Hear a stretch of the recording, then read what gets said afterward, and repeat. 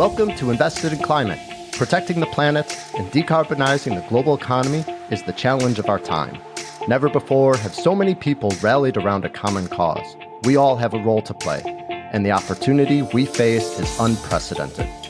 Invested in Climate aims to help people do more to address climate change through their work, investments, learning, lifestyle, and activism. I'm your host, Jason Rissman. I co-lead a climate venturing practice at the design firm IDEO, supporting early-stage climate founders and organizations.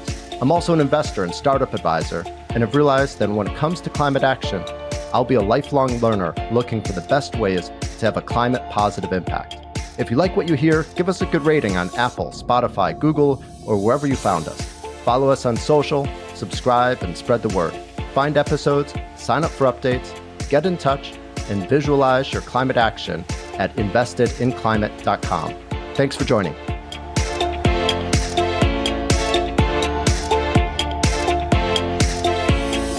We have a systems problem. For 120 years, we have figured out that if you take energy out of the ground and burn it, you can create a profit and sell convenience.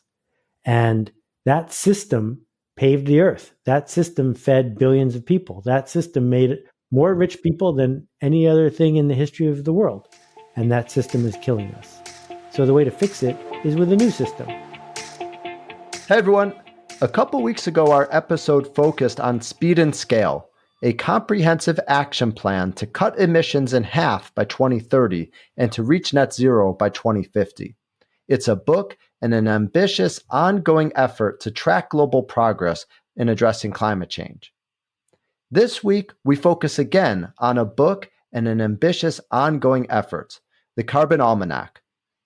Over 300 volunteers created the book, and now it's a movement of over 1,900 people who are continuing to add resources and to help the world get the facts straight about climate. The founder and lead organizer of this ambitious project is someone you've likely heard of before, Seth Godin. Seth has written over 20 best-selling books. He's widely recognized as a thought leader on marketing, how ideas spread, leadership, creativity, and change. I was thrilled to have a chance to talk to Seth, and he was just as fun and thought-provoking as I hoped. Okay, a little warning. Something happens in the background towards the end of the episode. Normally we'd edit out for you, but it actually led to a really interesting discussion about a way everyday people can have a lot of impact.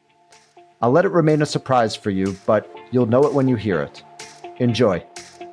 Seth Godin, welcome to Invested in Climate. Well, thank you for having me, but more important, thank you for doing this. It's not easy to show up on the regular, and I appreciate it. Thank you. That means a lot. Thank you as well. So glad to have you here today. Where do we actually find you today? I am 13 miles north of New York City on the Hudson River. I was in my canoe on a fjord an hour ago. Oh, lucky you. That sounds beautiful. And I was thrilled to be back in New York for the first time in a few years for Climate Week last week. Really exciting to feel all the energy that was there. Let's dive in. There's so much to talk about. And I want to first get us grounded and just hear about what you've helped create. What is the Carbon Almanac and how did it come to be? I love almanacs. I've made more almanacs than most human beings. I did the Business Almanac, the Celebrity Almanac, the Women's Almanac. Almanacs go back all the way to Ben Franklin. They are collections of browsable and true information. Sort of the mantra is you can look it up. And what I discovered, I wrote my first blog post about climate 16 years ago, and amazingly, it did not solve the problem. And what I discovered over the ensuing years is that it's hard to talk about it because you feel like a hypocrite, because you are, I am. And it's hard to talk about it because it is deliberately obfuscated and complicated by people who don't want us to talk about it. And I decided that if I was confused and hesitant, I bet other people were as well. And so what I sought out to do was to use the method itself that we built it as an example of how we could come together to do something about it. So I'm a volunteer, and so are my 300 other co-authors. There's now 1,900 of us in 91 countries around the world. None of us get a penny from this project, but we made a 97,000-word book, illustrated it, fact-checked it, designed it, laid it out, and submitted it with footnotes to the publisher in less than 150 days. Amazing.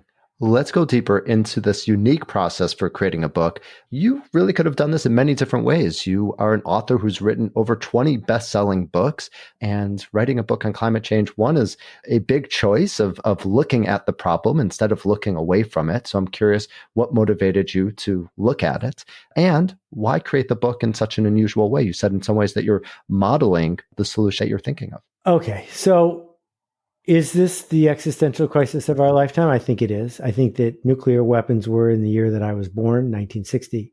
But it's pretty clear that fighting the weather is outside of the control of any human, no matter how many billions of dollars they have. You just can't fight the weather.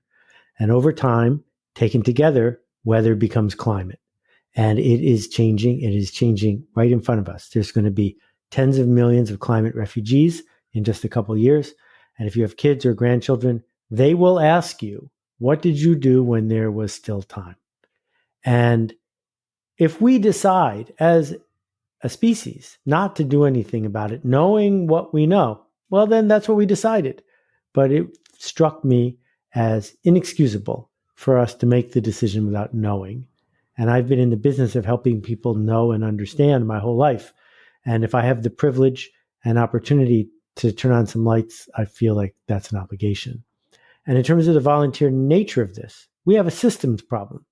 The systems problem, and you're an expert on systems because of where you work, but the systems problem is that for 120 years, we have figured out that if you take energy out of the ground and burn it, you can create a profit and sell convenience.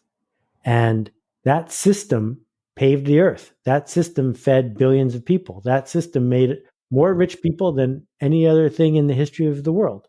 And that system is killing us. So the way to fix it is with a new system. And an example of systemic thinking is not Seth Godin sitting in a corner making a book by himself with his opinion in it, but building a system to make a book. And we did that together. So we like to say this is our book, not my book. And every single person who touches it is an author of our future.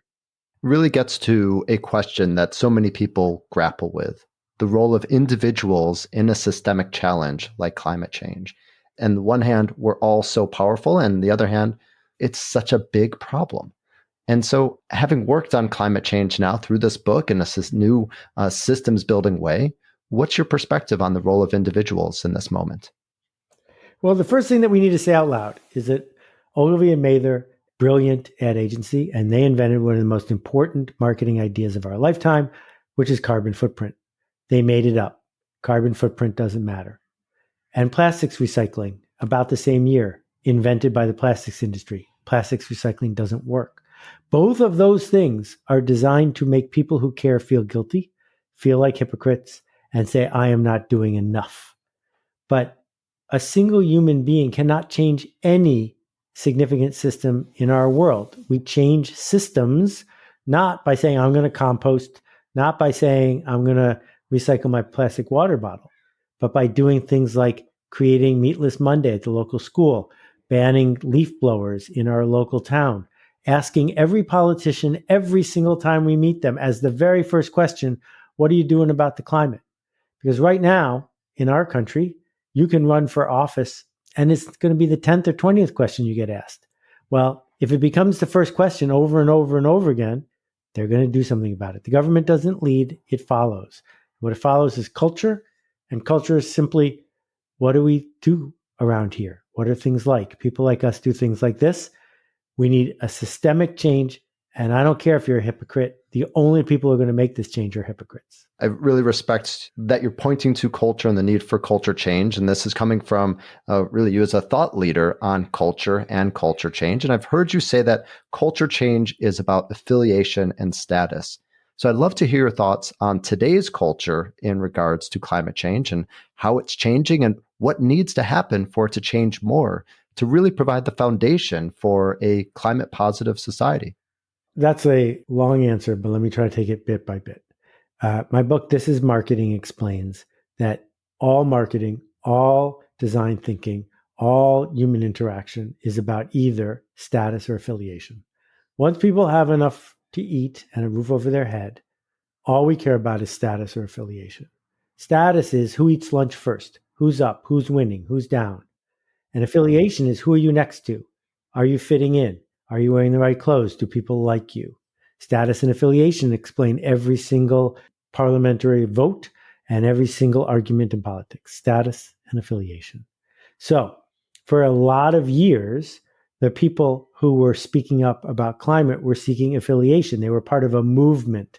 We talk about this. We talk about the baby seals. We talk about this because we are climate activists.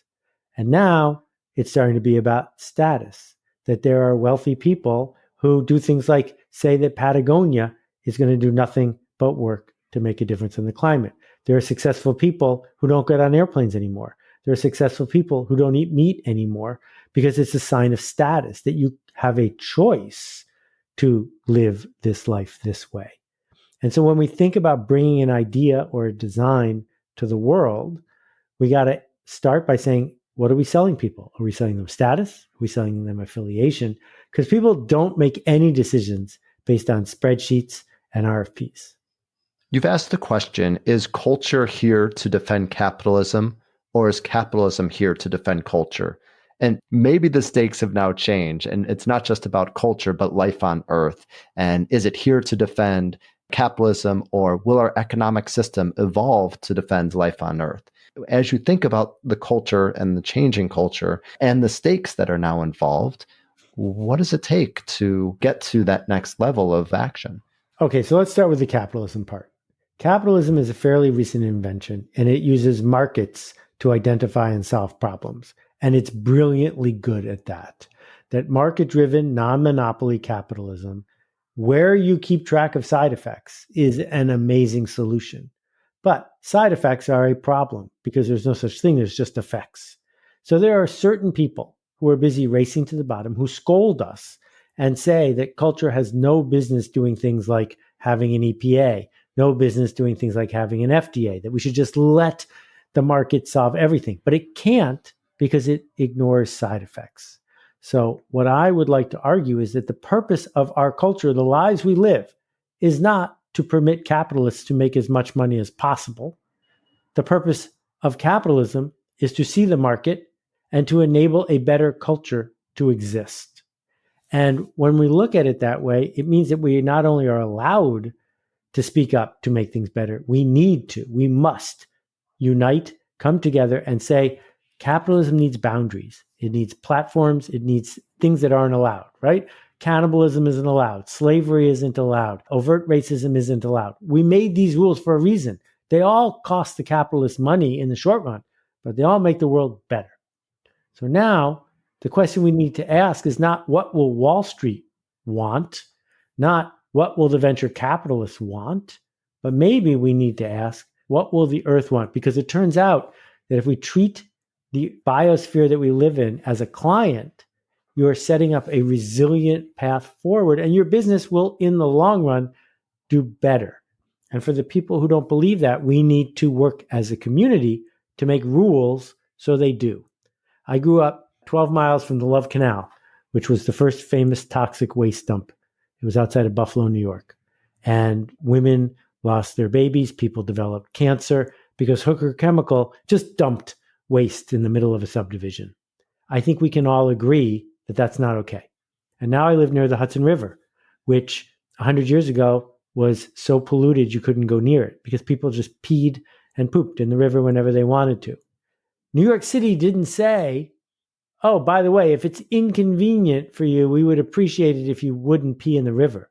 They said, you're not allowed to pee in the river. And then they built a sewer system so it wouldn't happen. And we need to do the same thing with the climate. It's not optional. The rules are you can't make things worse than you found them. And we're going to build systems so that can happen. I think it's a great moment to dive into some of the specifics of what you learned, both in terms of the problems as well as the potential solutions. You've pulled together hundreds of volunteers. You've gone through, I imagine, thousands and thousands of sources, a ton of research. And now you walk away, and what are you looking at in terms of what do we need to change? And what are some things that you're most excited to work on? A couple things that are important to say. The Almanac doesn't have an opinion.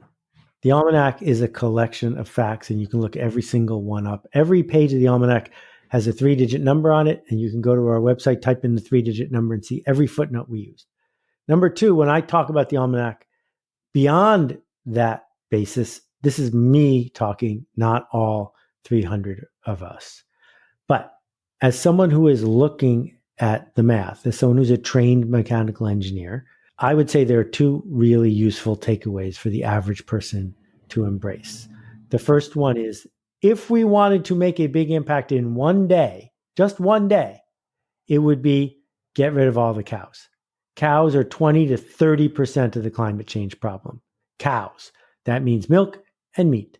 And in most countries of the world, they eat a tiny fraction of the milk and meat we eat in the United States. That if everyone on earth ate meat the way we do in the United States, we would need a whole other planet just to hold the cows. So the growth of cattle as an industry is directly related to our problem. That doesn't mean it's the only solution, but you just need to know up front that we could do that right away if we wanted to. The second thing that I took away is that if we gave everybody a dividend, cash money, and paid for that dividend by charging a fair price for combusting fuel, if we just said very simply, we're going to charge what we should charge for gas and oil and burning plastic, then the market would listen. And within a week, so many things would change because the market is good at listening. But what we've been doing instead is burning it and not charging the people who burn it for killing us, for raising our sea level, for killing our animals, and for filling our lungs with stuff we don't want. If someone came to your house and dumped red ink on your front porch every single day, you would call the cops. But that is what happens every single time a diesel truck drives by. So the first issue, reducing the consumption or eliminating the consumption of beef and reducing the impact of cows on carbon emissions. That's something that a lot of people are working on, whether it's by changing the feedstock so that cows burp and fart less, or trying to reduce the consumption of meat by creating synthetically created lab-grown meat. The second issue that you brought up in terms of putting a price on carbon, is there progress on that? It's not something that you hear as much about. There's a huge amount of progress. There are more than 50 countries around the world that are already doing this in a small amount. And the key is the first significant country that adds a border adjustment will ratchet every other country to do it. And it's simple, which is, again, everyone's getting a dividend. The government's not touching any of this money. It's all going straight to each person in the country. But you know when something's coming into the country, how much carbon is embodied in it. And what that would mean is, regardless of what country things were made in, the people who made them would have to be cognizant of how much carbon they're using. And it would have a ripple effect around the world. So it's taking a long time. And the reason is there are industries that can't figure out how to carbon reduce. Industries that make jet fuel, for example. And they're fighting this with everything they've got because they have lacked the imagination. They would rather destroy where their children are going to live than have 3 bad quarters in a row of profitability, which breaks my heart. You know, American Airlines just announced they put in an order for, I think it was 10 supersonic jets to arrive in, 10 years or so. And they promised that they would be fueled with regenerated jet fuel. What they failed to mention is there isn't enough land on the planet to grow enough trees to make the fuel that these jets are going to require. We need to rethink the systems we live in. And part of that is it might be that you can't fly from New York to London in 6 hours for $400. Maybe that's not okay.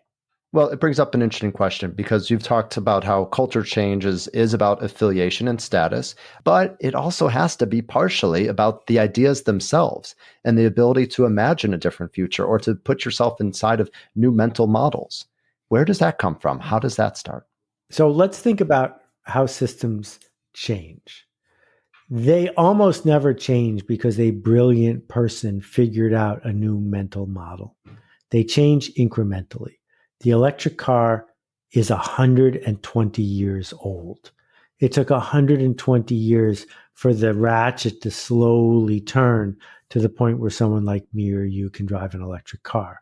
So I think that asking for perfect is a really tall order. I was at there at the beginning of the internet. I helped invent email marketing before the World Wide Web. Nobody at any of the conferences I went to stood up and described the inanity that is Facebook or Twitter. Nobody, right? You didn't need to hear what the internet was going to be like in 2022 to change the systems of today. Instead, it was one little thing. Oh, wait, you mean if I send an email to that person, they won't get it in a week, they'll get it in a second, and it won't cost either of us any money? What do we do with that? Then what do we do with this? And then here's AOL, and then here's Prodigy, and then here's the World Wide Web, but it's GeoCities, and it's really ugly. And slowly, systems evolve and change based on fundamental principles. The fundamental principle here is super simple. Once we price carbon fairly, and we will, what are you going to do about it? And as that starts showing up around the edges, we're seeing organizations figuring out how they're going to build a new platform the same way. Not one big company that I called on in 1989 wanted the internet to succeed. Not one. No one said, great news, the internet is here. They all said, oh, we'll deal with that later. And that's why all the internet companies are companies you never heard of, like Google. Random House could have started Google with 3 people. That's all you needed to start Google. But Random House didn't do it because Random House said, we like cutting down trees and making books. It took a new company to build a new system on top of a fundamental principle. One of the things that we're talking a lot about in different contexts is that just as we lived through an era of digital transformation where there were winners and losers, there were organizations that understood the magnitude of the change and the possibility that was ahead of us, and there was others that really didn't. That likewise, we're in the midst of a climate era where what is defining the opportunities and risks and market conditions and talent for organizations of all types is increasingly the need to address climate change. Is that something you're seeing as well? Well, what I'm seeing is the biggest festival of greenwashing you can imagine, because the people who have resources are working as hard as they can to pretend they are becoming climate resilient, but they're actually not. And the same way, at the beginning of the internet thing, you'd see companies put an @ sign. NBC has that famous video clip with Katie Couric and Brian Gumbel talking about how to reach NBC News with your comments. And you know that they weren't reading the comments and they didn't understand what they were talking about, but they needed to get an @ sign on the screen, so they did. And when you see, I was at a packaging show the other day, and there was a company that said, this plastic is 100% recyclable. No, it's not. It's just easy to say. And so what we're going to have to do is say, not how do I put some spin on this, but how do I rethink the very nature of what interactions are like? Because no, you can't have a carbon neutral oil company, no matter how hard you try. It makes me think of something that you wrote about the difference between hacks and creative leaders. And I wonder if it comes down to some extent, boldness and authenticity. But I'm curious, as someone that's written a lot and thought a lot about leadership, what is it that we need from leaders today? Who is your constituent if you are a leader, right? That if you work at Meta, every day you go to work and you're surrounded by 2,000 other people, each of whom own approximately $1 million of stock options on average. If you do something that makes the stock go down, you have to look your 2,000 peers in the eye and say, that was me. That's why Yahoo is gone. Because when I was at Yahoo, the people who were running it came in every day and said, how do I make the stock go up today? Not how do I make something for the long haul?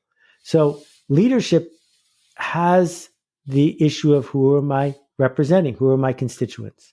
And we have to start shifting that as well. Because a good leader doesn't want to say to their team, you're all fired because it's bad for the planet for me to hire you. That's hard to do as a leader. So again, fighting for this consistent, persistent, fair pricing of the inputs that we use so that we accurately solve the market's problem will cause leaders to do what they're good at, which is to serve their constituents. Well, and there's certainly a lot of pressure on companies now to make at least bold statements around what they're going to do for climate. But I think one thing that stuck out, and circling back to this idea of hacks versus leaders, is hacks in some ways dialing it in, of doing what's expected, but not necessarily bringing a creative new idea to the table or going above and beyond. And I'm curious, as you're looking at this massive amounts of greenwashing, are there also examples? You brought up Patagonia, so maybe that's one, but are there others of companies and leaders in the corporate world that really are putting a stake in the ground and making the type of change that not only we need, but that we need to follow? Yeah, I think that the whole idea that some organization is going to become carbon neutral is fundamentally flawed, because the accounting is really hard to do. And even if one organization becomes carbon neutral, it's really hard to multiply that without systemic change. So the magic of what happened to Patagonia last week is not that Patagonia as an individual company is going to double down on their commitment to the climate. It's that it's a signal that will make a whole bunch of other people feel incomplete until they follow in Patagonia's footsteps. And the same thing is true with the kind of systemic change that it's possible for a big organization, say Walmart, to do. When Walmart said, we're going to start featuring organic foods about 10 years ago, there was an outcry from the little mom and pop organic farmers because they said, whoa, if you do that, the big companies are all going to go organic, as if that was a terrible thing, right? So the systemic change is what we're looking for, not the press release. But how are you going to build systems where you are regularly measuring a different thing and profiting from making that other thing go up?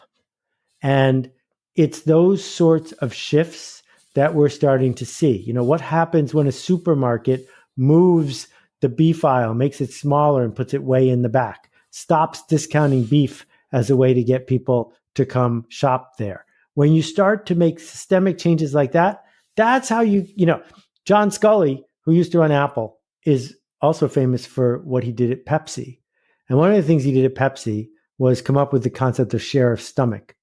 And he redesigned the Pepsi bottle so a teenager could drink a 16-ounce Pepsi all at once by making the top just a little bit wider. They spent time building systems so that people would become diabetics by consuming more Pepsi. And the amount of Pepsi consumed by the typical person, not market share, but drinks per person, went way up because that's what they measured and that's what they made a profit on. So it's those sort of systemic changes that will end up reversing what's going on, because human beings are still going to have time and they're still going to have money and they're still going to want convenience and they're still going to seek connection. How are we going to sell that to them without burning down the place where we live? Seth, you're a masterful communicator and have experience speaking to people in positions of great influence. And so I'm curious, what are you finding to be the narratives that really are most persuasive right now for taking the type of bold action we need around climate? Well, let me tell you what doesn't work. What doesn't work is starting with, we're all going to die. And human beings in the West don't like talking about it. They don't have a living will.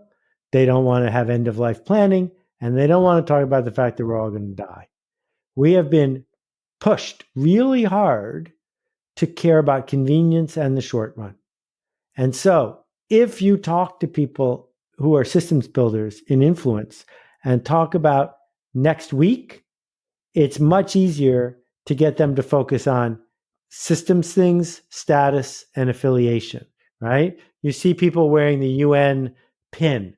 Wearing the UN pin is people like us do things like this. The pin itself isn't going to save anybody, but being badged, being part of the group, being seen as somebody who's paying attention starts us down the path of systemic change. It sounds like you guys got a leaf blower going on at your end of the world. What do you know about leaf blowers?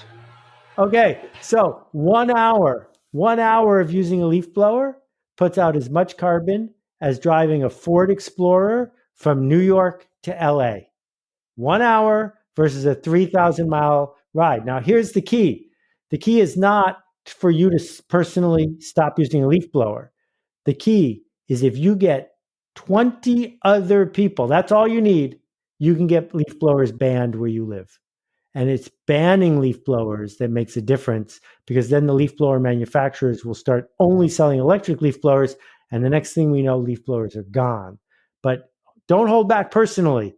Organize people and get them gone. They're against the law in my town. And I will tell you, I feel really badly for all the people that I have to tell that they're breaking the law, because they have a boss, and their boss is the problem. Because their boss has decided not to give them an electric leaf blower to do their job. Seth, I get the sense that this project isn't done for you. You've published the book. I have it here. It's phenomenal.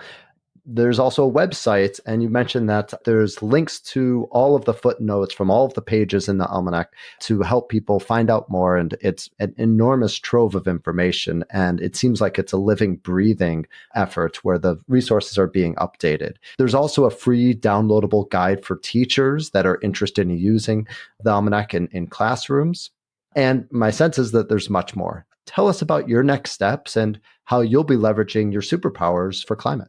There's a kid's book, there's 40 podcasts, there's a daily email, there's a teacher's guide, there's a page-by-page analysis, there's translations in multiple languages. We're about to have a free edition for people in Bangladesh, because they're going to be some of the first people who are hardest hit. But I have no superpowers here. It's us. That the things I just listed, I didn't make them. And I am working very hard to make this so much bigger than me. I cannot solve this problem myself. I know that. But now that we have 1,900 people, if they each get 10 people, then we're at 20,000. And if they each get 10 people, then we're at 200,000. And now you're talking real numbers. So if someone is listening to this, we invite them to get 3 copies of the almanac and share 2 of them. Have a conversation, then have another conversation, and then start your own thing, whatever that is. There are movements that have changed the politics of this country since I've been born, and all of them have in common persistent, consistent leadership, showing up, not slacktivism, not, oh, now I'm worried about this and now I'm worried about that, but this idea that people like us do things like this and that we're not going away. So I'm not a political activist. Politics makes me really nervous. What I am is a systems changer, and I see systems. The purpose of this almanac is to help people see the system, and just organize 10 other people. That's enough, because if we organize, we can make things better. A last question, just since you're talking about being able to see, I noticed just how visual the book is. Obviously, a lot of thought went into the design. There's everything from infographics to maps to cartoons. And so you referenced before the importance of design and systems design. But as you think about the work that's ahead, what do you really feel is the importance or the role of design as we start making a new future more tangible? Well, one of the things that I stole from IDEO and then riffed on and made it slightly different is, what is design thinking? It's 2 questions. Who's it for and what's it for? What is the change I seek to make and who am I seeking to change? And there wasn't a shortage of dense, all text monographs. We didn't need those. And the people we are seeking to reach wouldn't have read them anyway. And so the opportunity we have in all forms of design is to realize that it has a purpose. If you don't have a purpose, don't do it. The purpose is to make a change happen in a way that you are proud of. And if that means that you're making a table out of 82 pounds of polypropylene, I think you're confused. On the other hand, if you can figure out how to show up for the right person in the right way to make things better and own proudly the side effects of what you did, then that's exactly what we need from the designers of the world. It was a pleasure to have this conversation. Thanks so much for the work that you're doing, and looking forward to following the Carbon Almanac as it continues to progress. Thanks, Jason. Thanks for joining us for this episode of Invested in Climate. Please remember to rate us on Apple, Spotify, or Google. Find show notes, sign up for updates, get in touch, and visualize your climate action at investedinclimate.com. This podcast is for informational and entertainment purposes only and does not constitute financial, accounting, or legal advice. Thanks again.